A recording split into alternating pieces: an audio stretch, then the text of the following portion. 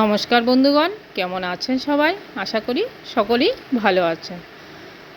একঘেয়েমি ডিম খেতে কার ভালো লাগে? একই স্বাদে একই রান্না, তাই একটু ভিন্ন স্বাদে ডিম রান্না করব। চলুন, এবার ডিমটাকে আমি বিছিদ্র করে নিয়েছি, আর এবার খোসাটাকেও ছাড়িয়ে নিচ্ছি। তারপরে ডিমটাকে কেটে নেব, আর সর্ষে পোস্ত নিয়ে নিয়েছি আর নারকেল নিয়ে নিয়েছি, পেস্ট করে নেব। এবার সেইগুলি দিয়ে এবার রান্নার পালা। এবার ডিমটাকে কাটার পালা। ডিমটা কাটছি, দেখুন কেটেই এবার তেল গরম করে কড়াইয়ে একটু নুন দিয়ে বসিয়ে দেব ভাজাটা। হালকা করে একটু ভেজে নেব, কারণ কড়াতে একটু নুন দিয়ে দিলাম আগেই। হলুদ একদমই দেব না। সাদা ডিম রান্না করব আজকে, দেখতে থাকুন। এবার কড়াতে আমি ডিমগুলি দিয়ে দিচ্ছি।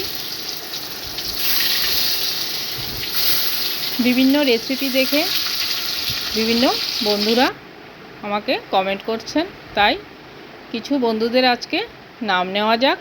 যেমন আরটিডি ক্রিয়েশন, চন্দনার পাকশালা, foodie excursion, recipe by Rupa, Puja, Mala, Poli, Rubi's kitchen, Robin Sarkar's blog, Silky, Soma, Tiyasha, Puchki, মোটামুটি কয়েকজনের নাম নিলাম। আর যাদের নাম নিতে পারিনি তাদের পরবর্তী সময়ে ঠিক নিয়ে নেব। সবাইকে আমার অনেক অনেক ভালোবাসা আর অনেক অনেক শুভেচ্ছা রইল তোমাদের জন্য। আর ধন্যবাদ দিয়ে ছোট করব না, এইভাবে আমার এই চ্যানেলের পাশে সদা সর্বদা জুড়ে থেকো, এটাই তোমাদের কাছে আমার কামনা। এবার সর্ষে পোস্ত দিয়ে নারকেল বাটা দিয়ে ভালো করে কষিয়ে নেব। নিয়ে তারপরে তার মধ্যে একটু চিনিও দিয়ে দিলাম, আর চিনিটাও দিয়ে দিলাম। দিয়ে ভালো করে কষাতে থাকবো। দিয়ে একটু সামান্য জল দিয়ে ফুটিয়ে নিয়েছি। নিয়ে তারপরে ভাজা ডিমগুলি দিয়ে দেব। তারপরেই আমার রান্না মোটামুটি 10 মিনিটের মতো ফোটালেই আমার রান্না তৈরি হয়ে যাবে। ভিডিওটা ভালো লাগলে সমস্ত বন্ধুদের বলছি, পাশে থেকে সাবস্ক্রাইব করে শেয়ার করে ভালোবাসা দিয়ে এইভাবে জুড়ে থাকবে।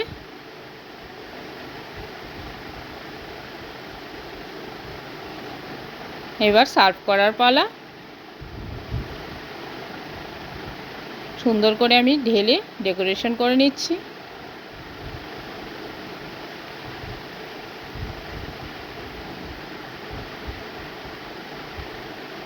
কি সুন্দর হয়েছে ডিমটা, দেখুন। এভাবে ডিম রান্না করে খাবেন, আরেকবার খেতে